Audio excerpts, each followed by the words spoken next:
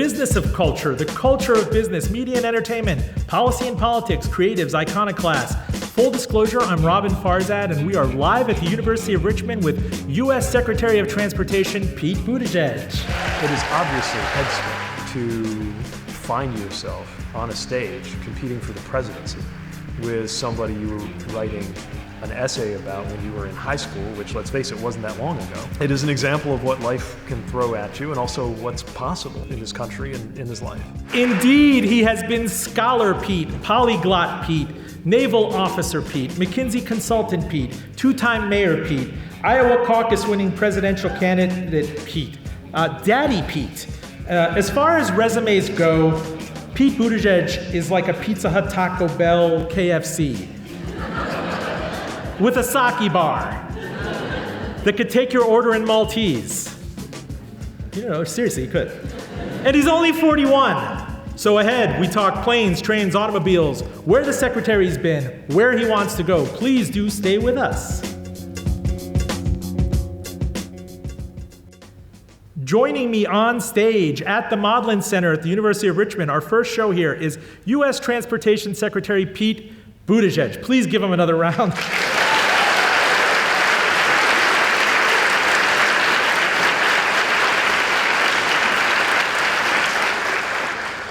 Mr. Secretary, as everyone here knows, I'm never short for words or adverbiage and the like, but I'm going to cut the organ music short because there's so much policy to jump into. Legitimately, planes, trains, and automobiles. And more. All right, and more. Right now, if you were to take out your phone and put up the messages up there on your email, how many emails do you get every day from aggrieved airline passengers? I'm just curious. You know, it's funny figure out your email. I don't use email much, but there are people who guess my email address and CC me when they're writing the airline. And we have a system for actually getting complaints that's a little more efficient. But look, it's one of the parts of the transportation system people feel especially when it's not working the way it should. It's one of the reasons why passenger protection has been such a big focus since I got here, and I'm really proud of what we've done. So you could try to send me an email, but the best thing to do is to go to flightrights.gov, which is a website that we set up, both to make sure passengers understand before you book a ticket, before you fly, or if you're flying and you have a problem, what your rights are, and have a way to let us know if an airline's not doing the right thing so we can follow up. I mean, their customer service counters are non-responsive. They have fatigue and burnout issues. It seems like the entire system is spent. And I covered JetBlue during its IPO in 2002, and it's supposed to be the antidote to all this. A lot of them have just become legacy carriers in the wake of clearly the shock of September 11th and the pandemic and jet fuel prices being far higher than they used to be. Is this pretty much as good as it gets? Well, I think it can be a lot better, and we've made it a lot better even just over the last year. We've expanded passenger protections and rights that wouldn't have existed even a year and a half ago on basic things like being able to get your meals or expenses or ground transportation covered if you get stuck and it's the airline's fault. When we came in, none of the top 10 airlines had enforceable commitments to do that. Now just about all of them do. We're working on more rules to make sure that, for example, if you're flying with your kids, you shouldn't have to pay extra to sit next to them. I always believed that, but now that I'm a parent, I believe it that much more strongly. I think that the key is to recognize that even in a perfectly normal competitive market, things only work if there is oversight and if there are boundaries. And nothing about the airline sector is a perfectly normal competitive market. There are very few players. The trend has been toward consolidation. At the time of deregulation, it was confidently stated by those who were promoting that approach that there would be like 100 airlines in the future. They really thought that. Obviously, things worked out differently, which makes it that much more important for us as a watchdog, as a regulator, as an entity that can back up passengers' rights to be there. And we're using those authorities in new ways. We're raising the bar in terms of penalties when airlines don't do the right thing, but also we're willing to sit with them and work with them to make improvements. And I think that's part of why, for example, just a few days ago, we had the busiest day for passengers getting on planes in American history. Sunday after Thanksgiving, 2.9 million passengers screened by TSA.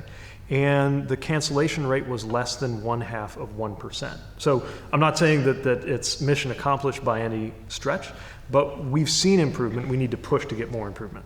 I used to fly in college, and I'm 25 years removed from college graduation. I go in and out of Newark, to South Florida. There were many more airlines. What's now United Airlines was United and Continental. American Airlines was American, US Air, America West. I think, Delta and Northwest. And they did have a plausible argument after 9/11 and that crisis and the jet fuel cost spike that we need to merge to survive. But some of it, oftentimes, even with your dashboard, or what you call it on the DOT where you see the passenger rights, everything is nickel and dimed. Every last perk. Forget about peanuts or a drink. I'm talking about an exit row seat.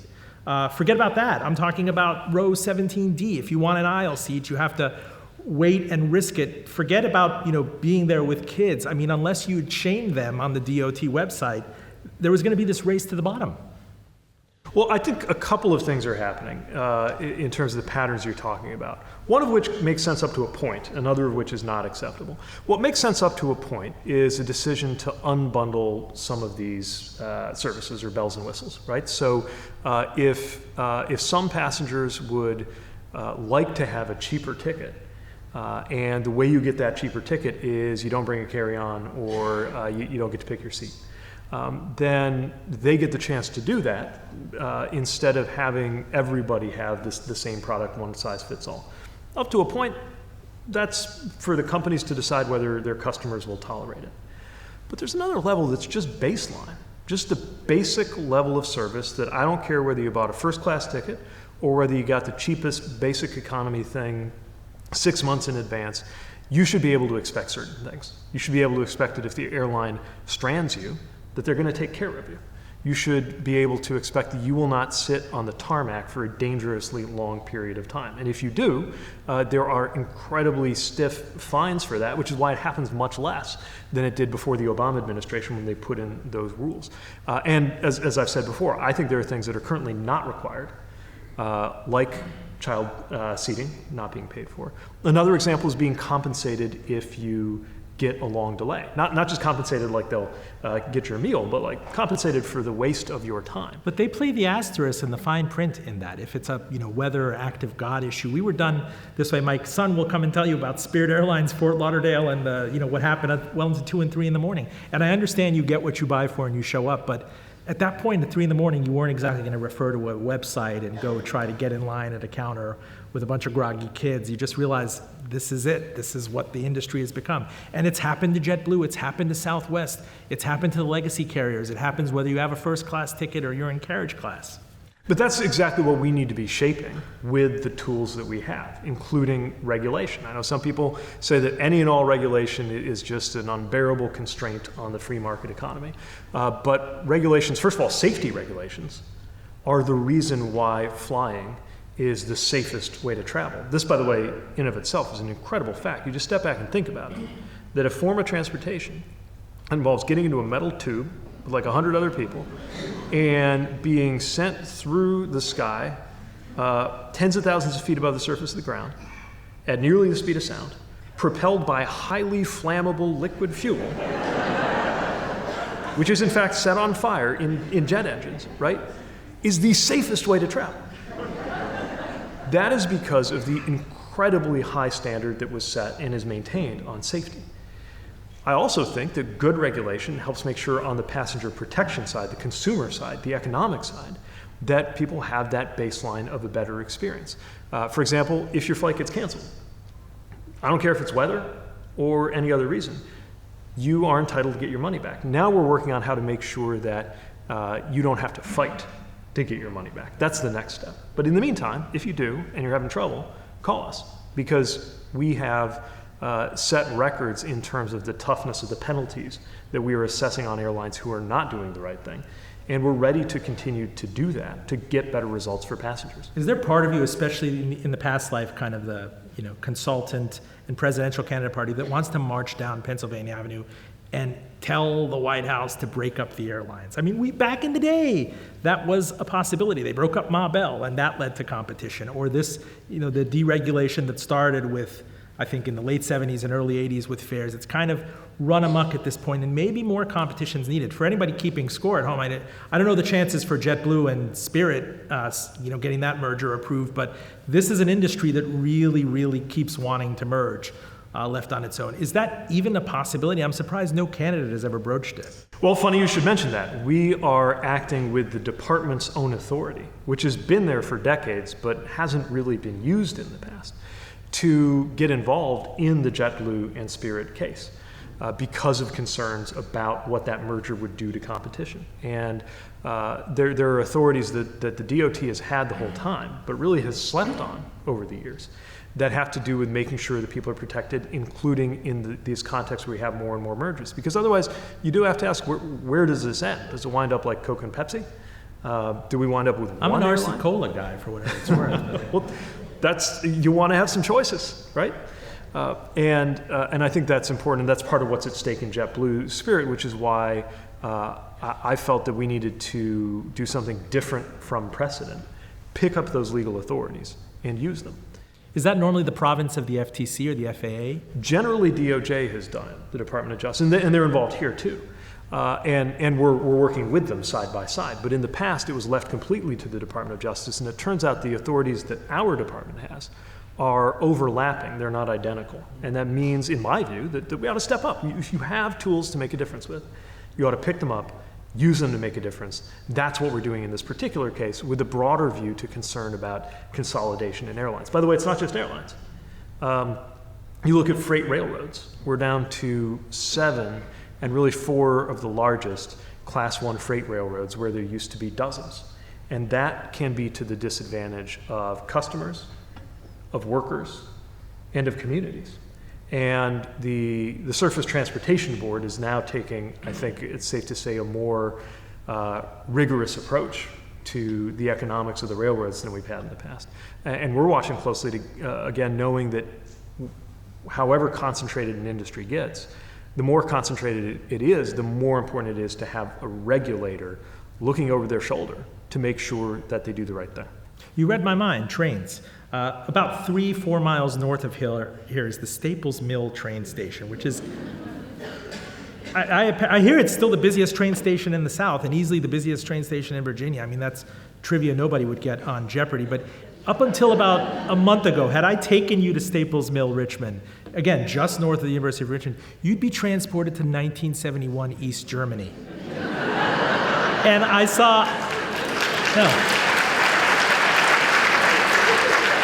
I saw a news headline that they finally got an Amtrak spokesman to say, yeah, we finally redid the floor and it's wider and everything. And you realize, this is innovation not even at the margins. People here would so eagerly jump on a higher speed rail. There's so many problems with this though. CSX, which has a Richmond tradition, has right of way.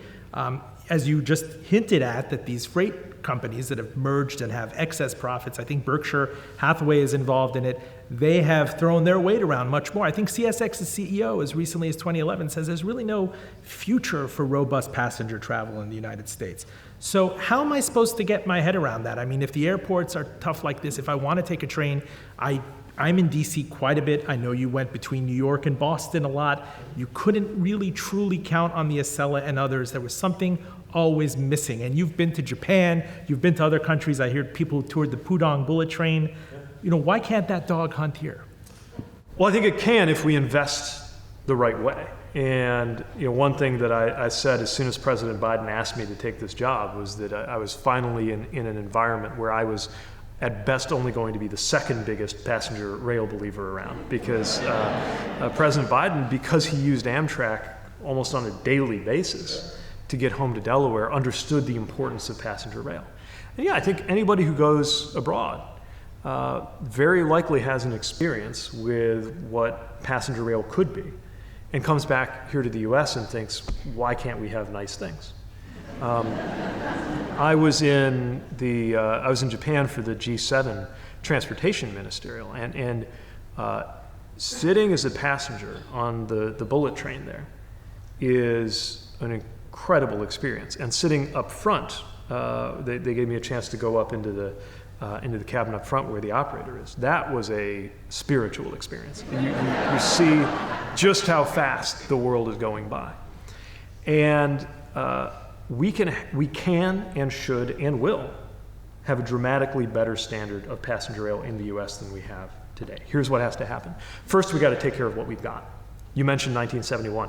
It's actually been 50 years since we've made the level of investments in passenger rail that we are now making as we speak as part of President Biden's infrastructure package. Now, a lot of that, just fixing what we've got. The Baltimore and Potomac tunnels, soon to be known as the Frederick Douglass Tunnel, more than 150 years old. And we're finally fixing it. The Hudson tunnels in New York, the finest, most up-to-date, state-of-the-art engineering technology of the Roosevelt administration. The Teddy Roosevelt administration. And Superstorm Sandy was 11 years ago? Yes, damaged even further by Superstorm Sandy because the salt water got in. We're finally replacing those tunnels. But it took that level of investment. Now that's just to take care of what we got. Then we got to add on to what we have. Areas where there used to be passenger service, but it hasn't existed in years. Areas where there's never been passenger service, but it ought to be. We also need to make better use of, again, authorities that have been there the whole time. So you mentioned CSX, one of the freight railroads. A lot of people, especially if you've had the experience of being on a long distance Amtrak trip and being delayed an hour or 2 or 5 or 10, might think of this as a problem with Amtrak. What's the matter with Amtrak? They can't run their trains on time. More often than not, it has to do with a freight train being in the way because the rails that they run are owned by these Class 1 freight railroads. Now, when the entire system was set up and modernized in the way that we now know it, part of the deal that was made, including around the creation of Amtrak, was that those freight railroads were required by law to give way to passenger travel. It takes priority by law, but it has not always taken priority in practice. So it's another example of how even with the existing rails, the existing money, the existing trains, enforcement can make a huge difference. Was it set up cynically what would eventually become Amtrak? Let's go back 50 years ago. And I'm not asking you to cast aspersions on the dead or anybody, but as I understand it, it was not built to last. It was built to kind of, chug along maybe for a couple of years, get broken up, maybe private equity and other individual lines would get involved. And meanwhile, it's been stopgap now for 50 years. And you see things like Roosevelt era, rust and things happening. What is that one bridge that they talk about outside in the Meadowlands that you actually have to hit sometimes with a... Yeah, the Portal North. But see, we're replacing it. So yeah, this is a swing bridge. Yeah. This is a swing bridge. But it was a cynical old. Exercise, the founding of this. It was never created to... I can't look into the soul of whoever worked on this in the 60s and 70s. But I can look at our national transportation system and say, okay, how do we do more and do better? And this is exactly what President Biden has challenged us to do. We're making the investments it's going to take to get good, what most people just consider regular speed rail, but get it to be at a higher standard. I'm not even talking about Chinese or Japanese standards. The Italians, the Moroccans, Turkish citizens enjoy a level of a standard of reliability on rail service that Americans ought to have too. But also, we can begin with the funding that's in this infrastructure package. We can begin to see actual high-speed rail in the U.S. as well. Not everywhere. I'd be lying if I said that this 5-year funding was enough to give us a national network, but we can start. And we are weeks away from being able to announce some of the first investments we're making with those dollars in the infrastructure package to begin to get that done. What about something like an outlier like Brightline in my home state of Florida? I never gave it a chance. What are the idiosyncrasies that make something like that work there, that in a matter of less than a decade, you can have new train stations being built on overwhelmingly freight track, I would imagine, potentially connecting Miami and Fort Lauderdale to Orlando? How do you get the private sector animal spirits flowing in something that has really been public-private for the longest time? Yeah, so Brightline is a remarkable example. I just took a ride on their train a few weeks ago. It's in Florida. It's a private company. There have been public investments involved, but it's really the heavy lifting financially was private. And the quality of service there is something that you could, if you were from Europe, you would recognize it as kind of good good rail service, and they're seeking to do more and expand, and we've worked with them in a number of ways. Now, they had some fairly unique qualities in terms of how they got the right-of-way that they have in Florida.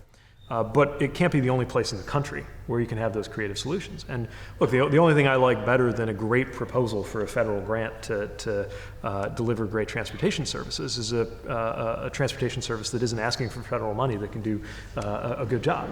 So whenever that's possible, we of course welcome that. But I do not think we should ever expect transit or rail to, in general, be required to turn a profit. Because the returns on investment, the economic returns, which are massive, were never set up to be captured by one company in most contexts. Again, there are exceptions which are exciting to see what that can capitalize. But the point is that an entire society, an entire community is better off. Again, you look at Japan, the value that was created on the real estate around the places where this train ran is untold multiples, orders of magnitude beyond the cost of building it, which was not cheap. But that's where the returns are felt, in our communities, in our families, in our economy, and the jobs. So just because this isn't necessarily profitable for a company in various routes and various contexts, doesn't mean it isn't something that the country will see a major return on if we make the right investments. But you get what you pay for. And for 40, 50 years, as a country, we just decided, or rather failed to decide, to make the investments that you need. And I believe that that has not only cost us in terms of the degradation of our physical infrastructure, I think it's actually eroded something important in our democracy.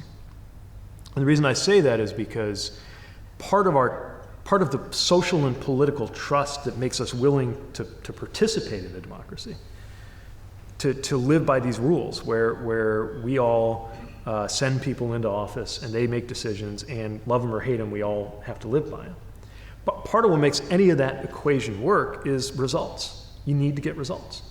And by the way, systems that are competing with democracy have argued that the reason to go their way and not commit to democracy is that they supposedly can better deliver on the basics. I don't think it's an accident that the last time it was accepted in some circles in America, even fashionable in some circles in America, to speak approvingly of fascism, it was the 20s, 30s, and 40s. The excuse that was made for Mussolini's regime in Italy was that it made the trains run on time. There's a whole separate hour to be spent on the fact that that's not true, that the trains did not run on time, mostly. Although it is true that that regime undertook a lot of major public works. But that was the idea, right? You said, look, you don't have as much freedom there, but like stuff works. And one of the reasons why almost every other time I was in a room with President Biden, that first year when we were trying to get the infrastructure bill done, and somebody mentioned infrastructure, the next thing he would do is talk about Xi Jinping, is that it was very much on his mind that this different model that China is putting forward, this more authoritarian model, is trying, among other things, to compete based on the supposition that they supposedly can better deliver on basic things like transportation. We need to continue to make sure that we demonstrate that it is democracy that can deliver not just the most freedoms, but also the best results. Full disclosure, stay with us. Full Disclosure podcast to NPR, Spotify, and all fine podcatchers, including and especially Apple Podcasts. The link, please subscribe, is fulldradio.com. We are on Virginia Public Radio, WVTF, Radio IQ across the great Commonwealth. You can catch us in Asheville, North Carolina on WPVM. We are out west in Ventura, California on KPPQ. Holler if you too would like us on your air. And another reminder that Steve Inskeep will be coming to Full Disclosure Live. Get your tickets January 31st, 2024 at the Robbins School. Steve Inskeep of NPR Morning Edition. His new book is on how Lincoln kept some measure of the country united. Please do join us. Follow on all social media at handle Full D Radio. If you are just joining us, we are live at the University of Richmond with Secretary of Transportation Pete Buttigieg. There's not possibly enough time for me to geek out on all the transport things I want to talk about, but let's even shift it hesitatingly to automobiles. I also think of you and I, you know, the Newman-Seinfeld moments where they go, Newman! You know, I have those when I see these ginormous pickup trucks. The fit up on them, like you could fit 3 Ford F-150s from 1991 into kind of a current one. You have to be mindful of the safety of these things versus a small hybrid or a sedan. I think the bloat in them has just gotten enormous, to say nothing of the SUVs. And these are profit centers for Detroit. They still, even if they're talking about the EV future, they're shipping out ever larger SUVs and pickup trucks. What kind of role, if any, has DOT played in maybe curtailing this? Well, we're about safety. So I don't think we have a function in figuring out for you and your family what size vehicle you need. Some people really need a big truck. Some people don't.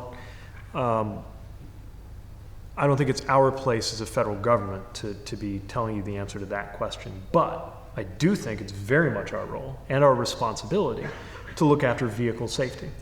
And we've inherited a framework where vehicle safety means how safe are you if you're inside the vehicle? Is the vehicle designed in a way that protects the passenger? Is the vehicle set up in a way that alerts the driver to things?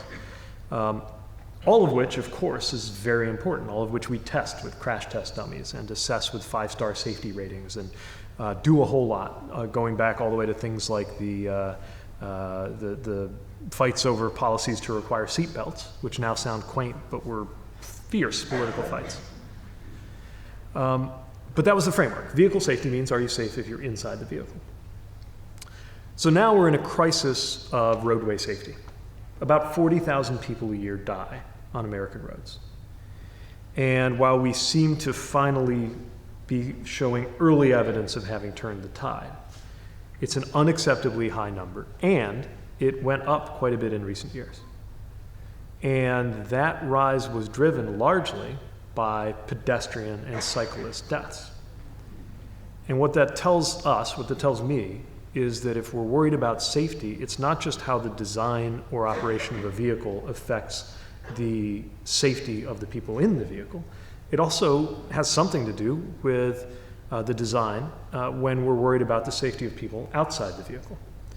This is a paradigm shift for the way the Department of Transportation has worked on these things, for the most part.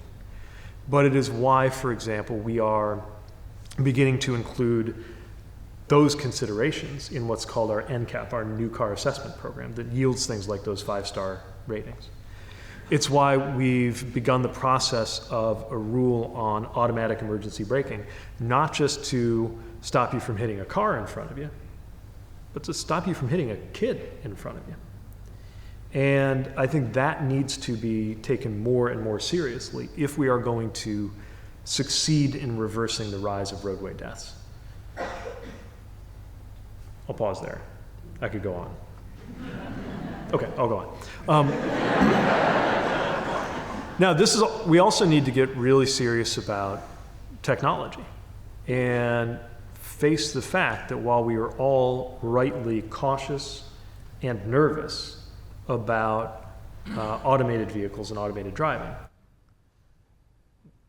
and we've seen some strange, sometimes comical, sometimes tragic stories about what some of these early AVs in their early deployment are doing.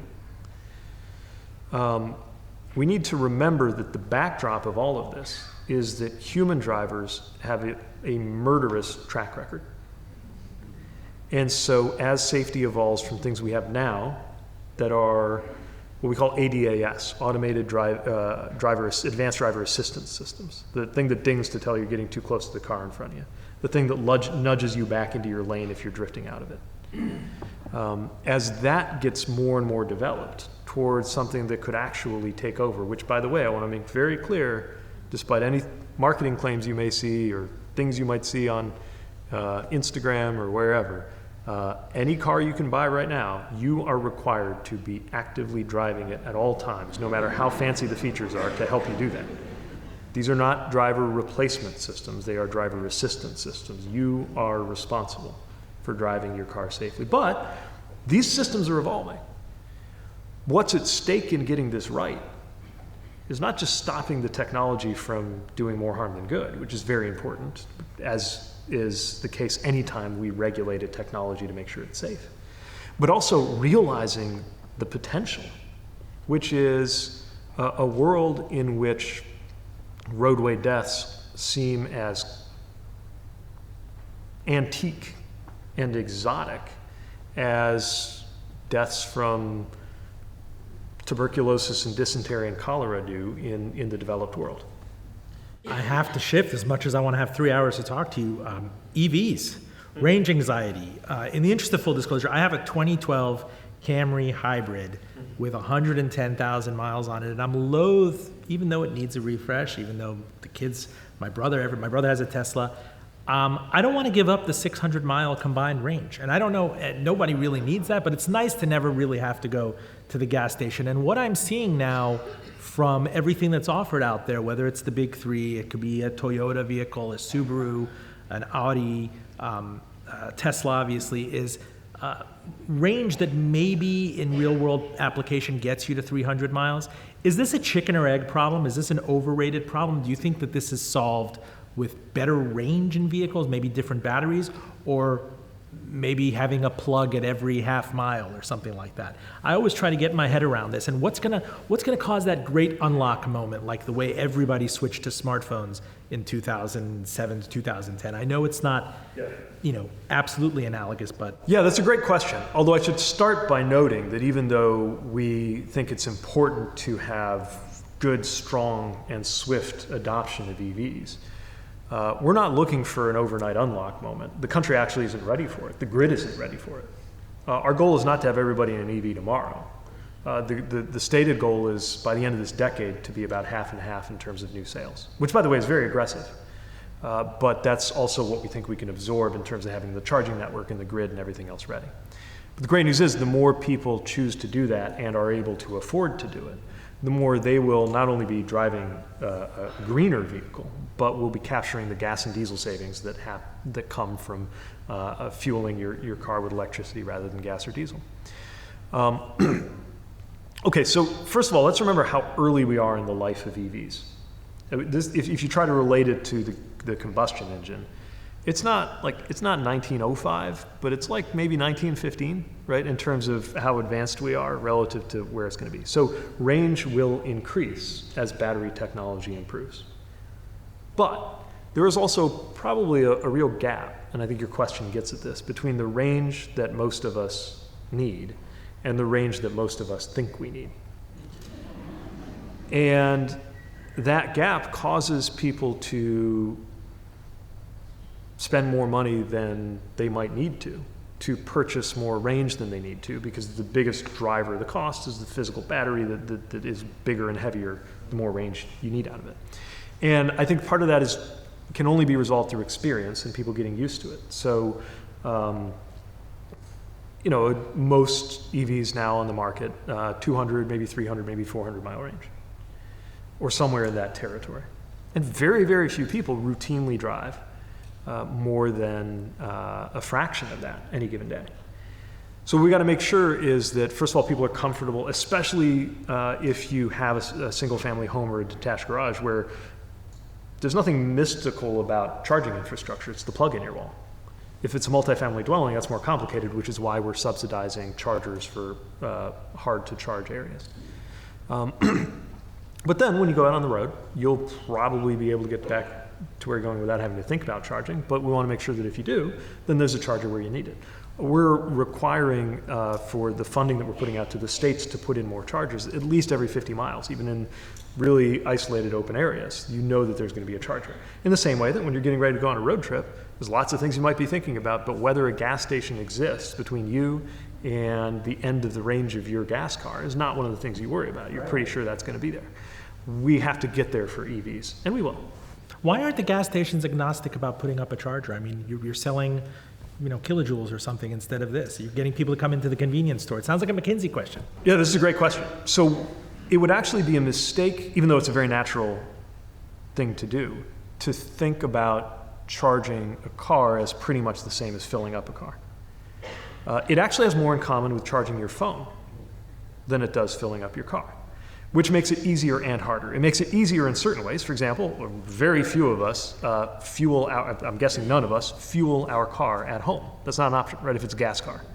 Like you don't have a pump at home, nor would you want one. Or for that matter, for most people, at work. Whereas with an EV, if you got a garage or a single family home, it's the easiest thing in the world. And we're working to make sure it's easy for apartments and multifamily buildings as well. And more workplaces have charging. So in that sense, it's easier. On the other hand, it's harder because it takes longer. You fill up, you go in, you get your bag of chips, maybe, use the bathroom, you're out of there. If even a fast charge is more like 20 or 30 minutes, that requires a whole different business model in terms of whatever business ought to be, if any, ought to be set up next to the charger. This is an issue that can be solved, and I think businesses are figuring out how to adapt. But it means you can't just one for one swap out where you had a gas pump, you throw in a charger, you put them side by side, and expect that to work, because it really is a different experience in ways that are both better and worse from a customer experience perspective. I can't stand this clock because I badly wish I had 3 hours with Mayor Pete, but you just don't get that luxury and the time flies. I take this to, bunker oil for ships. We talk about boats. We talk about decarbonizing everything. But I first would like permission from the audience to maybe go 5 to 7 minutes long. Is that okay?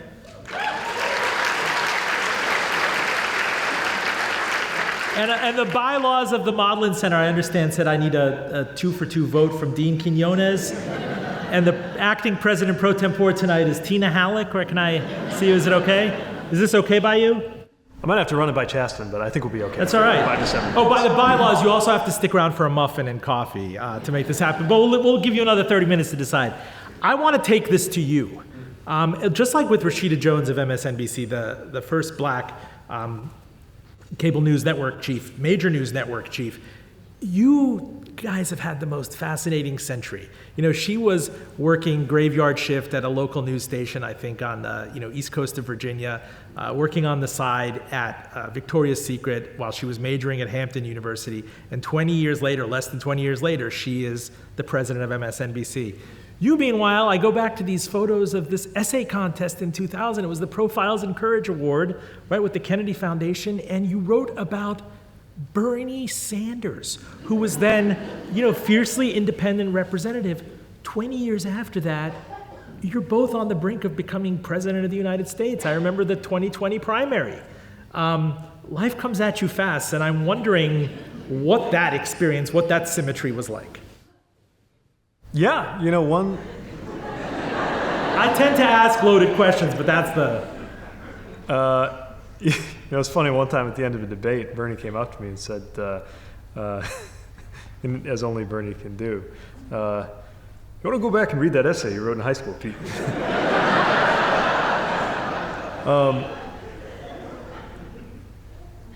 I occasionally indulge in the daydream of imagining some younger self catapulted into this moment, looking around, trying to piece together what had happened.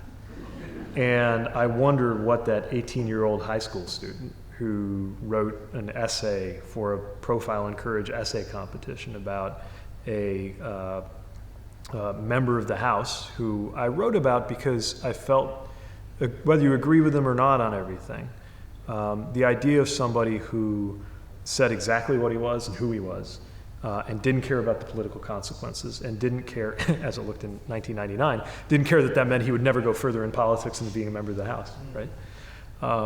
And was still able to get things done. That was something I really respected. And by the way, still do. I mean, all the things that motivated me to write about him then, even though I competed with him because I had different ideas about what the top of our ticket should do, I still feel that way. But yeah, it is obviously head-spinning to find yourself on a stage competing for the presidency with somebody you were writing an essay about when you were in high school, which, let's face it, wasn't that long ago. And it is an example of what life can throw at you and also what's possible in this country and in this life. Hold that concept, possibility, because it was the same thing on my mind when I saw you reciprocate with sign language to a supporter, a young supporter. And I see you go on Fox News confidently, with not many Democrats or young Democrats do. And I see you go on Charlemagne the God, right, confidently. Like, how many people do that? And I always had this question. There's like one question. If I'm sitting next to Mayor Pete at a wedding or a bar mitzvah, Where did it start? What was the inception of your, and I know it's going to sound hokey to some people, but it's a through line of this show. When did you believe that you could, that just go for it? Go for it, like run for president, or? Everything you've done over 20 years. I mean, I want you to unpack that for us. Not a lot of people throw themselves into Fox News. Here, Sean Hannity, I'll answer all the questions you have. You seem just as comfortable on the Late Show. You do all of these things. At some point, was there a person? Was there a mentor? Was there an inflection point that said, you're different, but you're going to go full speed ahead. You'll get the things you want. It's about execution. It's about, I don't know. You tell me. Well, yeah, there's definitely a lot of people. I mean, I'm moved that you acknowledged your Spanish teacher who had a big effect on your path. And I had a number of teachers who believed in me, maybe believed in me more than I believed in myself. Was lucky to have parents who were the same way, had high expectations and believed in me. I, for at least most of the way through high school, wanted to be an airline pilot. Which, by the way, is still a great career, and we're looking for more people to enter that career. You undergraduates thinking about interesting turns you might take. And then learned some things about my eyesight that ruled out military aviation training, and for a bunch of other reasons just wound up not on that path. I didn't, I think, grow up thinking I would run for office. We were a very politically conscious family. In South Bend? Yeah, the news was always on.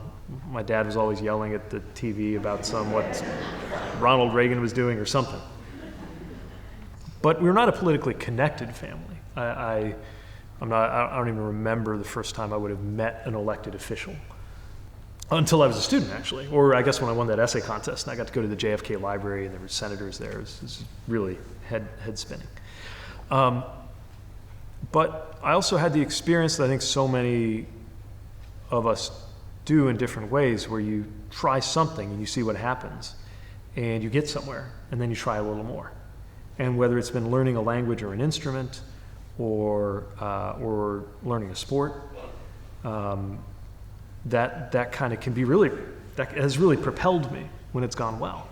And it turns out running for office is kind of like that, especially if you are politically aware. If you're like my dad was, and you're always kind of yelling at the TV, like, what are you doing? Or you see the person you agree with on TV, and you're like, I'm with you, but I would have said it differently. I bet a lot of us have that experience, right? You sit at home, you watch something, you're like, man, if I was on that show, making the case for this or against this, here's how I would say it. And the amazing thing about my job or my path or my life is that I actually get to do that. I bet if you're left of center, I bet just about everybody here has imagined what you would say if you were on Fox News and they came at you with one of these crazy questions. Like, I actually get to do that. So in a way, it's very natural. It's just taking the same things that you mutter to yourself in the shower when you're getting ready for the day, or when you're driving and you hear something on the radio, and you just actually get to do it. South Bend, turn of the century, you're going to pack your bags and head east for Harvard. You had no aspiration of becoming mayor of South Bend. It wasn't even on the radar. I grew up. First of all, if you're not familiar with South Bend, if all you know about it is that the University of Notre Dame is there, you might assume it was a comfortable, prosperous, tidy, racially homogenous, well-off college town. It's not. We were a company town for Studebaker. For Studebaker? Studebaker, yeah. Which was as big as the big three are now in its day. Collapsed in 1963. I grew up not even knowing that it wasn't normal to drive by acres and acres of crumbling factories on your way to school. And the message, I don't know anybody said it in these words, but the message I absorbed growing up was, get out. If you want to make something of yourself, if you want to succeed, get out. Which is what I did. Went to Harvard, went to the East Coast, went to where the action was. And as soon as I got there, I began to realize the extent to which I was actually from somewhere. You realize that when even a place that you're in a lot of tension with. I imagine most students here have had this experience where there may have been a number of things that made you not totally fit in where you're from, which is part of why you may have chosen to go to school somewhere different from where you're from.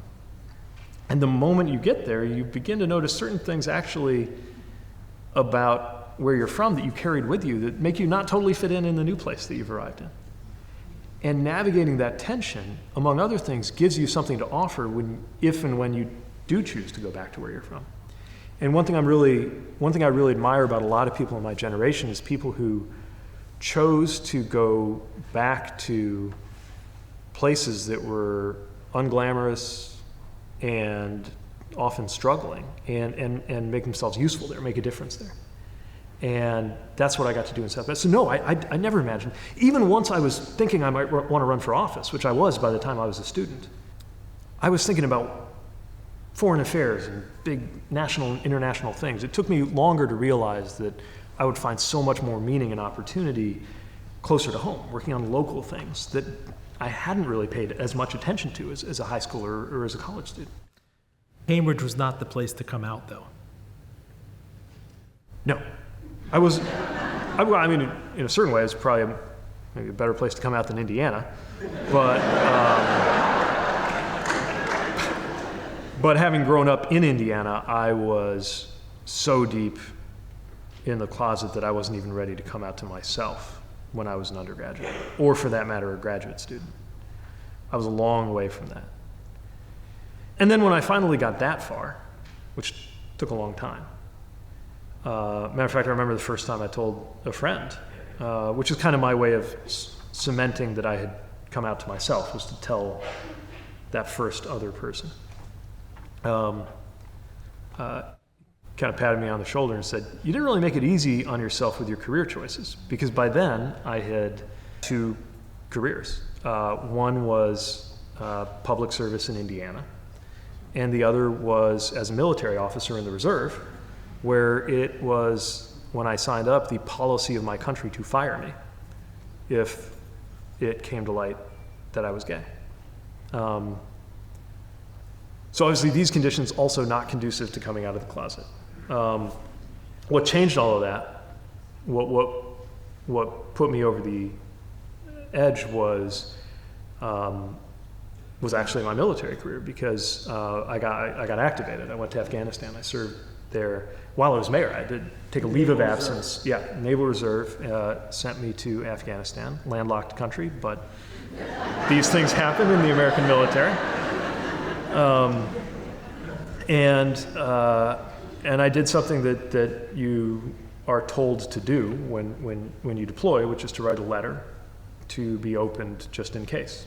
I still have it. It still says just in case on the outside. And as I'm sitting down to write that letter, I'm thinking, I'm getting ready to serve in a war. I'm an adult. I'm a homeowner. I'm the mayor of my hometown. And I have no idea what it's like to be in love. And if I come back, I can't let that continue. And so when I came back, I knew it was a matter of time. Uncomfortably, it was an election year for me. But I just knew it was time. And so I did. And everything changed. Because then I could date. And then I met Chasten. And then everything really changed. You described yourself.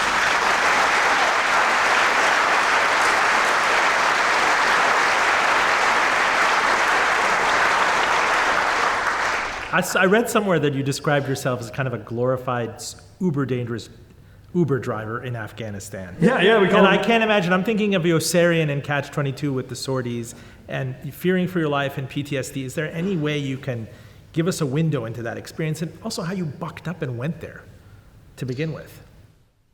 Yeah. First of all, I don't want to make it out like I was not, a Navy SEAL. I did one deployment. There are people I was with who served 5, 6, 7 deployments. So I don't want to exaggerate my contributions.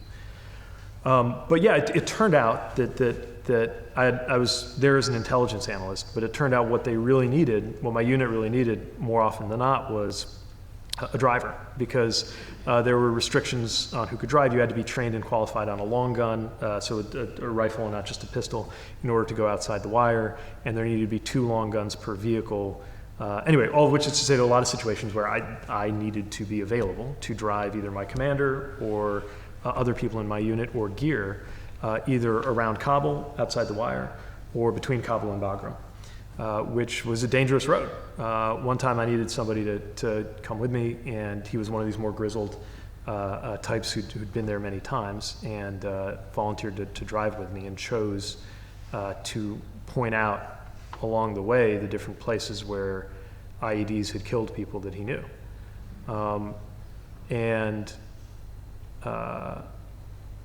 It's your job, so you do it. And you're glad that every time you come back, you're just glad for it. I think I went outside the wire roughly 100 times. Again, I do not want to make it sound like I was kicking down doors in Kandahar. I was driving a Toyota Land Cruiser, but not everybody who did that made it. And so coming back and trying to make sense, in fact, the day I left, somebody doing that didn't make it. And so you come back home trying to make sense of why somebody makes it and somebody else doesn't. And of course, there's no good answer to that. And so the best way you make sense of it is to say, well, I did make it, so I'd better do everything I can to have the kind of life and live in the kind of country that's worthy of what it took to protect that country. At least that's how I make sense of it. And I'm fast forwarding in a way that in a blink of an eye later, you're winning the Iowa primary in 2020, just as a kind of a once in a generation pandemic is about to take over the world. Yeah. I mean, this is how I kind of look at this episodically. I know life, you might not look back at these things and say, oh. No, and again, to return you to that daydream, I try to imagine what it would be like if a 20-year-old me was like, by some sci-fi maneuver, catapulted into, onto a debate stage, where I'm surrounded by everybody from, then Vice President Biden to Bernie Sanders, and we're getting questions about this. I think it came up in a debate. I hope I'm not conflating this. But anyway, the issue of the coronavirus was beginning to be discussed. And just wondering what just happened. But that's how the world works, right? That's how events happen. And yeah, not that much time separates the year 2014 when I was driving that up-armored Land Cruiser up the highway from Kabul to Bagram to when I was at the Iowa caucuses. Now, of course, the problem with how I won the Iowa caucuses was nobody knew that I won the Iowa caucuses until about 2 or 3 weeks later. And the whole idea is the night that you win, you get to take the momentum with you into New Hampshire. And then, but didn't Bill Clinton, Artley, the comeback kid, isn't there just a way of spinning it? I tried. And parlaying it. Didn't work. Look, I came first, second, and third. I came in the top 4 finishes in the first 4, but the problem was it was first, second, third, fourth in that order. And when that happens, that's how you know it's time to get out. And I did, and threw my weight behind President Biden. And how did that happen? How did that? You and the person who you profiled at the turn of the century, out of this big catapult out of high school. Everything happened so rapidly. The pandemic picks up speed. Suddenly Biden goes from being, everybody said no chance, to winning South Carolina, and it's all momentum, and everybody kind of fell in line. I don't understand how that happens. I guess, everybody kind of left that candidacy for dead. And I know COVID was a once in a lifetime type thing, and the then president's reaction to it kind of was once in a lifetime. And what happened behind the scenes that the party realized this is serious, we have to coalesce? I think, to be honest, I'm not sure how much COVID, we all saw very quickly how serious COVID was, but I think the understanding of the need to coalesce was driven by other dynamics, understanding what was at stake. They always tell you it's the most important election ever, but we all certainly felt that way. And I think we're reminded in various moments, especially by world events, that my party's competitors were people who had strong disagreements with each other, but at the end of the day, were dramatically more aligned with each other than we were with the other side. And that if we really want to make the best case, we had to rally around the leader we believed in, which is what we did. And now, one thing that's really gratifying now is to see how many of the things that various among us candidates, and you might remember there were 20 who just qualified for the debates. So there was a lot of candidates with a lot of ideas. And to see how many of those ideas many of which overlapped anyway, have become a reality. Everything from ideas around volunteer service that I was proud of, that I see rhymed with some of what the president's leading with the Climate Corps, to things in the infrastructure plan that we put out in my campaign, some of which are aligned with things that actually happened that President Biden got done, just across so many issues, so many ideas. That we've now been able to do it. And it's all the more remarkable, I think, because it happened in a very divided country with a very narrowly divided Congress, which delivered some of these wins on a bipartisan basis, notably, of course, the infrastructure deal. People didn't think you could do anything on a bipartisan basis, and yet there we were, almost, it was November, it was almost exactly 2 years ago, with the president, with, by the way, a lot of us who were competing against each other back in 2019, 2020, as he signed that bill. And to me, it's an example of exactly what we're shooting for when you come together and make common cause. You didn't take your momentum, from the great things that happened in the spring of 2020 and decide, okay, I'm going to drop out and go on Dancing with the Stars. I can't dance. That's the problem with that. You knew that you had political capital, especially generationally. The Mayor Pete hashtag. This is something where we've discussed before. Uniquely, a handful of people in D.C., I would say, you, Alexandria Ocasio-Cortez, they could go straight to a generation, straight to people. And you won that overwhelmingly then. I mean, how many transportation secretaries can anybody name? Oftentimes there's a rock star state secretary or something. So to a certain extent, could you have picked really any direction on the cabinet? Because again, you've got foreign policy chops, you've got municipal chops, you could have done. What was it about transportation that kind of sealed the deal for you? Well, one thing about transportation is it aligns with so many of the things that mayors spend a lot of time thinking about. Not just transportation per se. Redoing our streets was one of the things that I worked on. One of the things I was proudest of was our city was honored by the U.S. Department of Transportation. Actually, the room where I now do press briefings was a room where I got to be there as that award was given for some of our streetscape work. So parts of it were very familiar. Of course, parts of it weren't.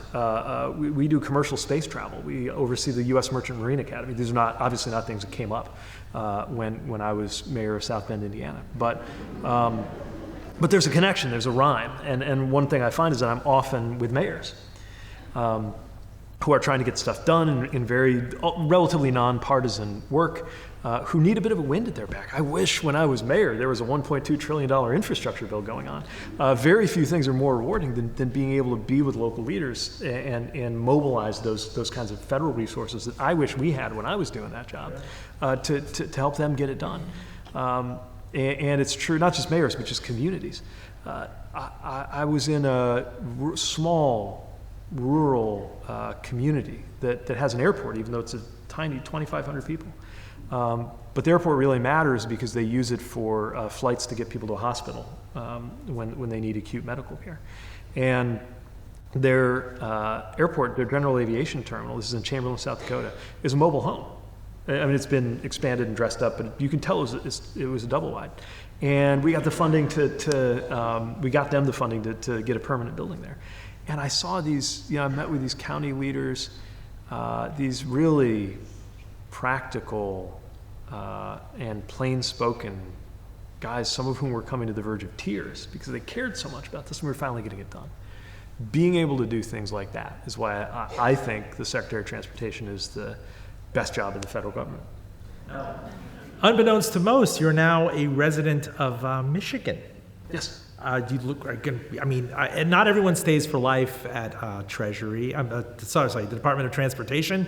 What might be the plans? I mean, school board, mayor of Lansing. I don't know if you can indulge us. I don't know if there's a gubernatorial or a U.S. Senate opening. The thing that's so beautiful and so frustrating about this interview for people to share is that in a parallel life, I could have made this entire interview about foreign policy. This is one of those things where Secretary's been abroad, he's well read on this, he speaks 7 languages, partially wholly, but we had to stick to this lane because he is Transportation Secretary. You're not even 42, I believe you turn 42 next month. You have all sorts of options. What can you tell us? What are you allowed to tell us? This is full disclosure. Right. Well, in full disclosure, the honest answer is I don't know. I know that I have this incredibly rewarding and incredibly demanding job and I never take lightly that the President of the United States has trusted me and expects me to do a good job overseeing everything from the safety of our transportation systems to the future of our built infrastructure. And that is more than enough to take more than 100% of my capabilities for as long as I get to do it. I know I won't get to do it forever, and I don't know what's next. I know that every time I've wound up in really any job, certainly in public office, it's been something that would have been a surprise to me a year or two before I was doing it.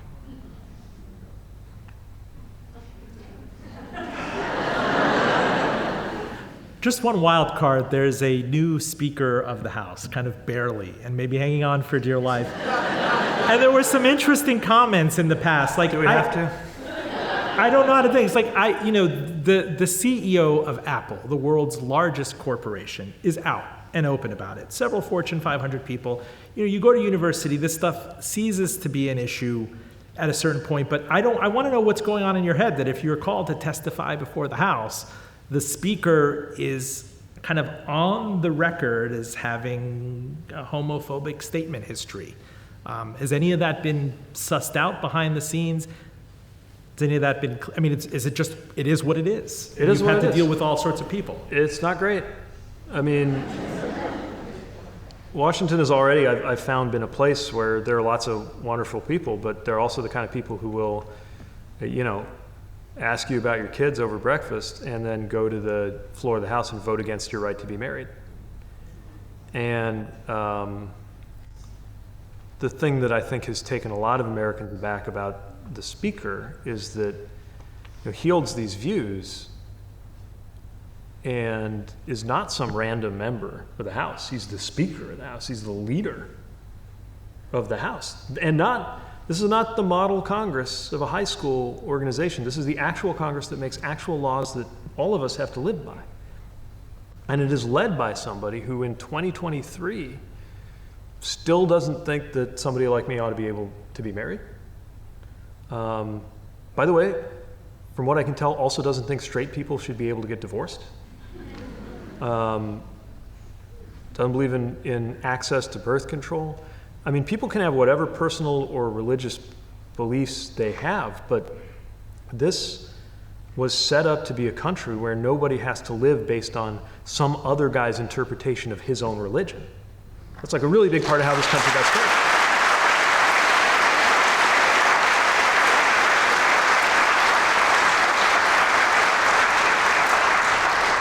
And at risk of sounding like I got a one-track mind, really concerned about the votes that Speaker Johnson and his caucus have taken that would undermine the expansion of air traffic control and the ability to modernize ATC technology and undercut the funding that we're doing for port infrastructure development and reduce the funding for a program that we're using to make freight railroad lines safer. So I wish that we could have a little more focus on building up and improving our transportation systems and a little less focus on other people's personal lives.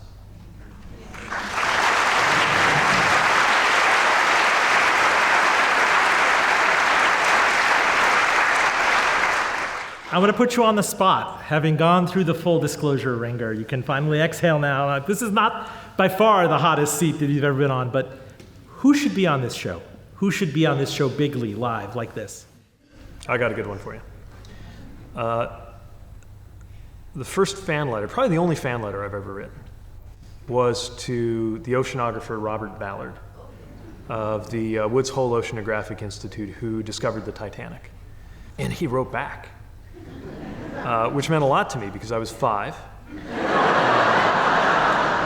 And I had sent him drawings that I'm pretty sure are in crayon of a ship that really wouldn't sink. I had a very great design in mind. And he wrote back. It was the most incredible thing. And he was always kind of a hero. And by some chance, I don't even know what it was, but I got to meet him this year. He was in Washington for an Explorers conference. Do you know that's a thing that happens? Explorers get together and talk about Explorer stuff. I guess, I don't know, it's the kind of thing that a 5-year-old thinks must happen. and a 41-year-old probably assumes doesn't happen, and does in fact happen, which is marvelous. And he's Sounds like a Wes Anderson. and they get together, and I don't know, I didn't get to go to the conference, but I got to sit with this person who's a childhood hero, and he described some remarkable things about the Titanic mission that only have recently come to light because there was a classified element to that I think is only recently something he's able to talk about. And all the other things that are not the Titanic that he did that are incredibly interesting. So, it's your show, not mine, but if it was me, he'd be pretty high on my list. Secretary Pete Buttigieg, thank you.